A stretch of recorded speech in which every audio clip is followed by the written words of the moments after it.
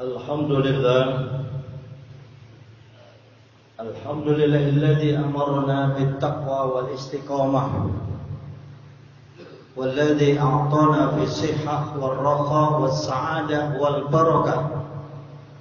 Asyhadu an la ilaha illallah wahdahu la syarika lahu wa asyhadu anna sayyidana wa nabiyyana Muhammadan 'abduhu wa rasuluhu la nabiyya ba'dahu. Allahumma salli wa sallim wa barik wa karrim wa 'azim ala habibina wa syafi'ina wa qurrati a'yunina wa maulana Muhammad wa ala alihi wa sahbihi wa man tabi'al huda ila yaumil qiyamah. Amma ba'du wa ba'da tahiyya fa ya ibadallah ittaqullaha haqqa tuqatih wa la tamutunna illa wa antum muslimun. Qala Allah ta'ala fi kitabil karim wa huwa asdaqul qailin. A'udzu billahi minasy syaithanir rajim. Bismillahirrahmanirrahim.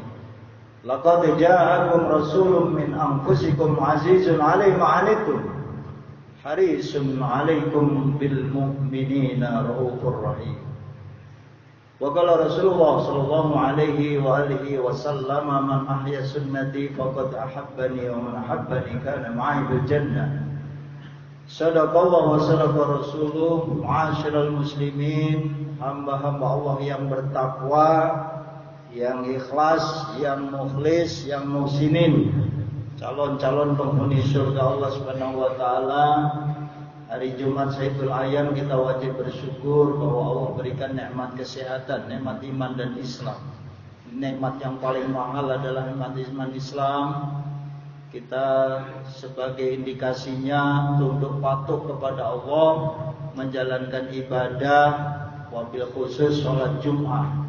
Yang boleh jadi saudara kita, kawan kita banyak juga yang tidak menjalankan Jumat. Padahal idza nudiya lis-salati min yaumil jum'ah fas'au ila dzikrillah wa dzarul bai'. Kalau sudah diseru panggilan ke Jumat, fas'au ila dzikrillah.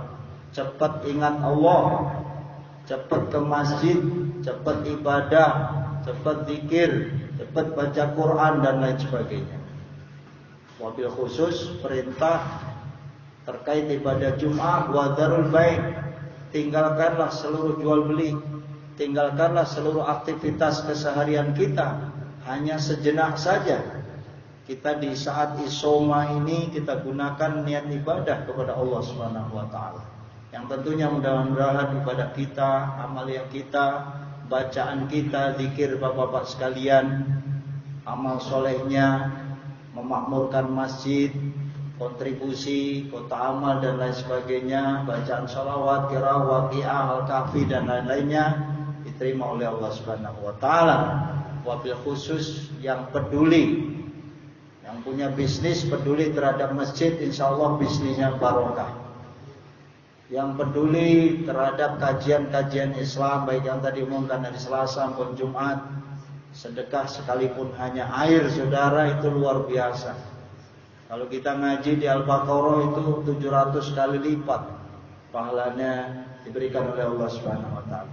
Karenanya dimanapun kita berada di perkantoran seperti ini maupun di rumah, di masyarakat, di mana kita berada, sama-sama kita bangun masjid untuk dimakmurkan. Kita dukung termasuk perawatan masjid, pengecatan, AC dan lain sebagainya.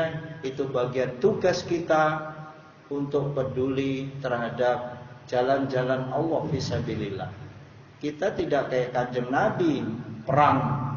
Tetapi di era sekarang ini jihadnya adalah memakmurkan masjid, musola, pondok pesantren, taman pendidikan Al-Quran, majlis ta'lim dan lain sebagainya. Darah yang kedua, salam kita sampaikan baginda Rasulullah SAW. Beliau adalah figur yang luar biasa, menjadi contoh bagi kita di akhir zaman seperti ini. Kita adalah umat yang dicintai Rasul, tidak pernah ketemu baginda Rasul kecuali mimpi. Dan berbahagialah mereka yang mimpi, karena mimpinya ketemu Kanjeng Nabi. Setan tidak sanggup menyerupai wajah Rasul. Jadi bahagia mereka yang sudah mimpi ketemu Rasul, bahagia yang sudah ziarah ke makam Rasul, Makkah, Madinah, dan itu raudhah min riyadil jannah. Boleh jadi teman-teman yang kargo di Garuda sudah mondar-mandir itu Makkah, Madinah. Khusus yang ngurusin umroh dan haji, bersyukurlah itu. Kalau kita sudah mondar-mandir Mekah, Madinah, saudara, berangkatkanlah teman-teman kita guru-guru ngaji di kampung kita, mereka-mereka membuat musola masjid, mereka-mereka yang memang tidak memiliki harta untuk umroh dan haji. Begitu besarnya jikalau kita mampu memberangkatkan haji dan umroh mereka. Dan cuma ini bagian Allah Subhanahu wa taala. Yang ketiga adalah keimanan ketakwaan, ini rukun khutbah. Wajib disampaikan, masjid sedunia sama, perintahnya adalah ittaqillah. Bertakwalah kita kepada Allah, bukan enggak ada takwa.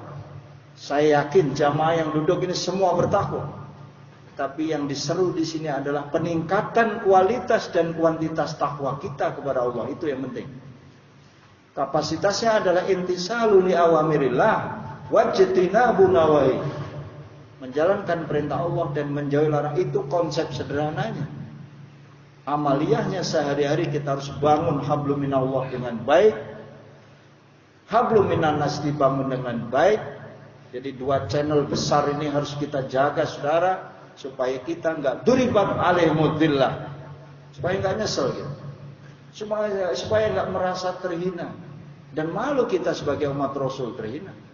Kanjeng Nabi hidupnya seperti itu, saudara. Rajin puasa, qiyamul lail, baca Quran kayak apa tahu. Tahajudnya luar biasa. Istrinya sampai cemburu. Rasul yang sudah dijamin masuk surga, maksum, nggak bakal dibakar ke neraka. Beda sama kita gitu yang banyak dosa. Tetapi Rasul rajin ibadah, sujudnya luar biasa dan di akhir sujudnya lama. Karena jidat Rasul seperti itu. Kawan-kawan yang jidat hitam ya, alhamdulillah kalau memang min asari sujud, dari bekas sujudnya, bukan karena dibuat-buat hitam.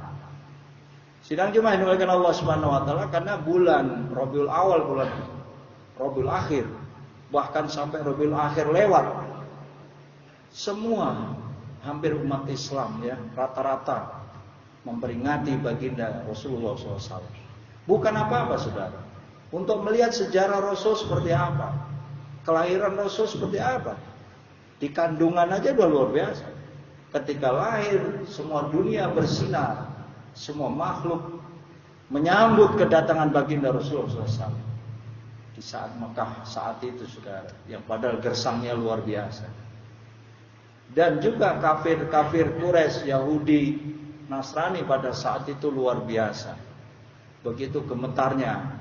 Yahudi sempat ngiri, harusnya Rasulullah Khatamul Anbiya wal Mursalin itu jangan dari Mekah. Harusnya jangan dari Quraisy. Tapi mereka bermohon kalau bisa yang cerdas itu orang Yahudi yang jadi nabi terakhir. Tapi Allah menetapkan takdir beda, bahwa wa mar arsalnaka illa rahmatan lil alamin, itu jatuh kepada kanjeng Nabi Muhammad sallallahu alaihi wasallam. Darah kita bangga punya kanjeng Nabi. Dan Nabi Muhammad SAW itu dijamin masuk surganya terlebih dahulu. Nabi-nabi lain nggak boleh masuk surga sebelum kanjeng Nabi Muhammad SAW.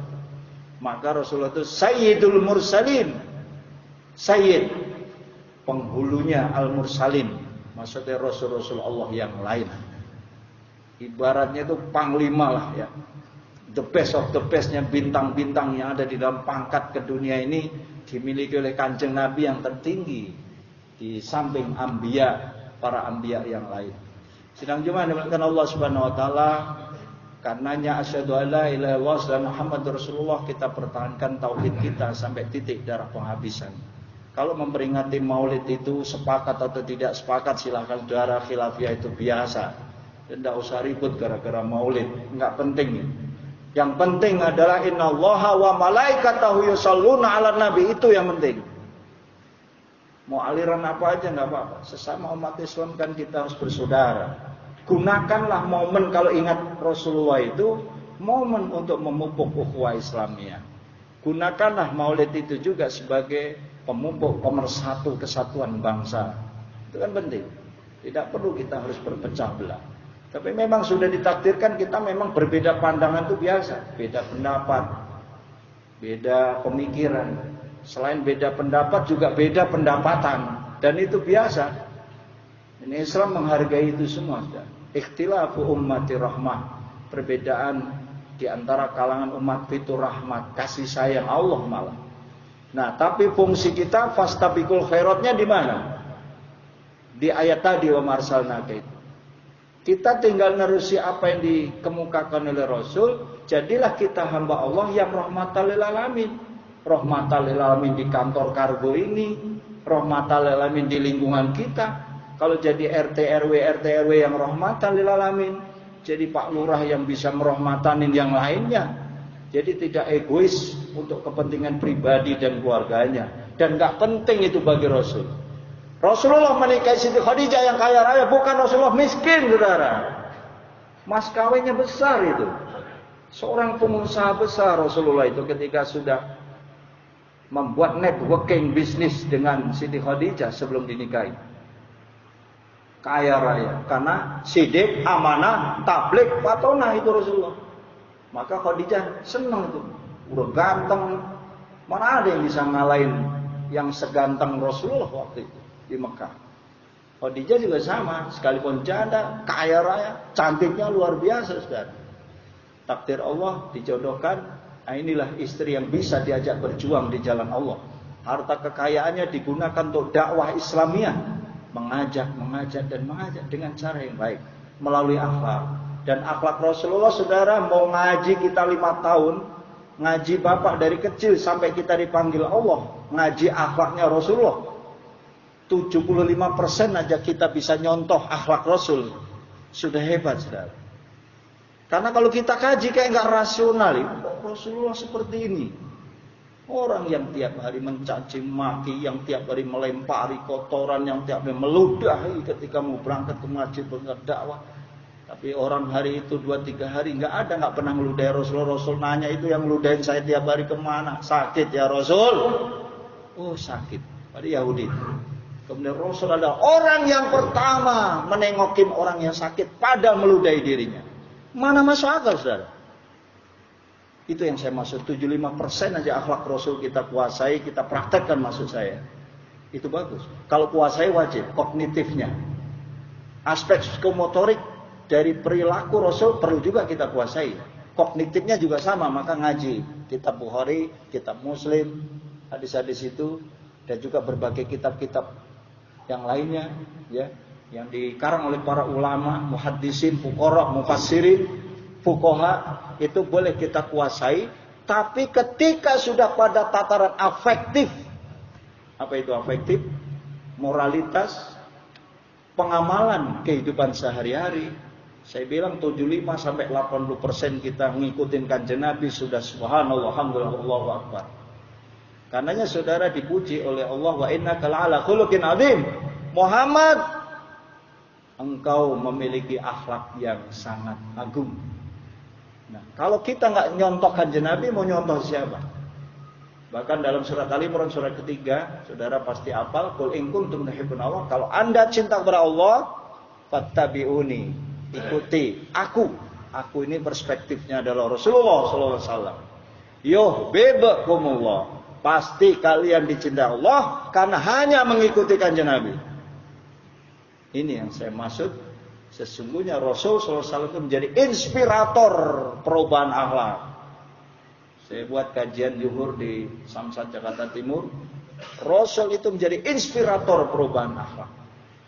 Lisannya yang baik, hadir selalu, dirindukan banyak orang, menggembirakan orang. Basyira wa nadhira, inna arsalnaka syahidan wa mubasyira wa nadhira. Itu Rasulullah itu. Wa da'iyan ila Allah bi'idnihi wa sirajan munira. Rasulullah.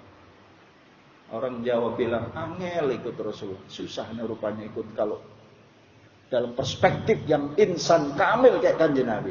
Tapi saudara, minimal berapa persen pun bisa kita ikuti. Ucapannya, rendah hatinya, tawaduknya, gak sombongnya, seneng banget kumpul dengan fuqara masakin. Rasulullah seneng banget kalau bahasa anak sekarang, seneng kopdar, ngopi bersama dengan rakyat. Hidup dengan rakyat, senang.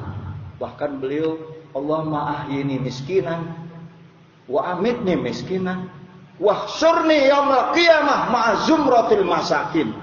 Mana ada doa kita, saudara? Kalau doa kita ini rata-rata ya Ghani ya Hamid, pengennya kaya. Allahumma aghnini, kaya. Nah, ini dalam perspektif kacamata yang berbeda. Rasulullah tinggal di Mekah, kalau mau haji gampang. Kita yang orang Indonesia pengen pergi haji, Pak Kiai, saya harus kaya, maka doanya innallaha. Kalau doa sehariannya ya Ghani ya Hamid pada Jumat terutama. Aghnini bihalalikan haramik wa bi ta'ata masyadik wa bi fadlika amman siwak. Dan memang itu yang dicontoh oleh baginda Rasul. Yang dimaksud adalah al-ghani di sini diberikan kecukupan di saat kita membutuhkan. Cukup di saat kita pendidikan anak-anak, kesehatan keluarga, dan mencetak generasi kita yang Qurani, yang Islami, menjadi penerus dakwah-dakwah internal dan eksternal di rumah tangga kita. Nah, ini tugas kita sama-sama, saudara, bahwa Rasul juga hadir ku anfusakum wa ahlikum nar. Kalau beliau ini jelas ketika dakwah di internalnya, bagaimana bersama para istrinya, kepada anak-anaknya, kepada mantunya.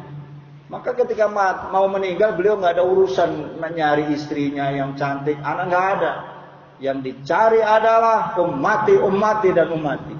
Begitu cintanya baginda Rasul kepada kita, pertanyaannya, apakah kita cinta kepada baginda Rasul? Dan apa wujud kita cinta kepada Rasulullah itu? Apa hanya begini-gini aja gitu? Diajak berjuang nggak mau, ajak dakwah nggak mau, diajak urunan untuk dakwah juga nggak mau, diajak pembangunan masjid mushola nggak mau, perawatan nggak mau. Apa yang kita dakwahkan untuk Islam? Apa wujud cinta kepada baginda Rasul? Sedangkan Rasul seluruh hartanya diserahkan. Bahkan harta ghanimah, harta peperangan, dan itu haknya Rasul, lillahi wa rasul. Harta ghanimah bekas peperangan, tanda kutip kalau perangnya menang itu, Rasulullah triliuner itu sesungguhnya.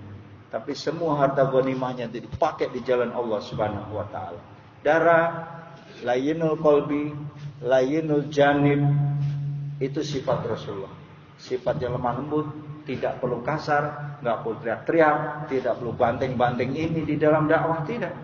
Tapi beliau wa yaqulu qawlan sadida, ngomongnya lemah lembut, wa yaqulu qawlan karima, ucapannya yang mulia. Karena nyelakotkan alakum bi Rasulillah uswatun hasanah itu jelas, saudara. Kita makin baca kitab-kitab tentang sirah nabawiyah, makin rendah sesungguhnya. Kok jauh amat saya ini dibandingkan kanjeng Nabi Muhammad sallallahu alaihi wasallam. Bahkan seorang kiai pun, bahkan seorang pimpinan pondok pesantren pun tidak akan sanggup kalau 100% ngikutin akhlak Rasul kepada istrinya, pada masyarakat, ketika menjadi pemimpin bangsa, ketika menghadapi para musuhnya. Dengan orang zalim saja beliau masih sayang. Kalau standar manusia pada umumnya, dengan orang jahat kita jahatin lagi. Karena yang dihalalkan tuh kalau dia jahat satu, kita lawan jahat satu masih boleh. Tapi Islam Rasul hadir itu wa ahsin kama ahsana ilaik. Berbuatlah ihsan kepada dia. Wa khaliqin nas bi khuluqin hasan. Bergaulah dengan dia dengan akhlak yang baik. Sekalipun dia tidak baik, tenang aja. Begitu kira-kira Rasulullah itu konsepnya. 1000 orang, 1 RT, 1 RW nggak mungkin senang kepada dakwah kita. Nggak mungkin senang kehadiran bapak-bapak sekalian. Belum tentu senang semuanya. Tapi 1-2 tidak senang, biar saja. Bapak, kita semua jamaah tetap berbuat yang terbaik untuk Islam dan muslimin. Semoga Allah panjangkan umur kita dalam taat. Amin. Allah panjangkan umur kita dalam barokah. Panjangkan umur kita dalam kemurahan rezeki. Dan juga dipanjangkan umur untuk mudah dalam ibadah dan husnul khatimah. Amin ya rabbal alamin. Barakallahu li wa lakum fil Qur'anil azim. Wa nafa'ani wa iyyakum bima fihi minal ayati wa dzikril hakim. Taqabbal minni wa minkum tilawatahu. Innahu wal ghafurur rahim.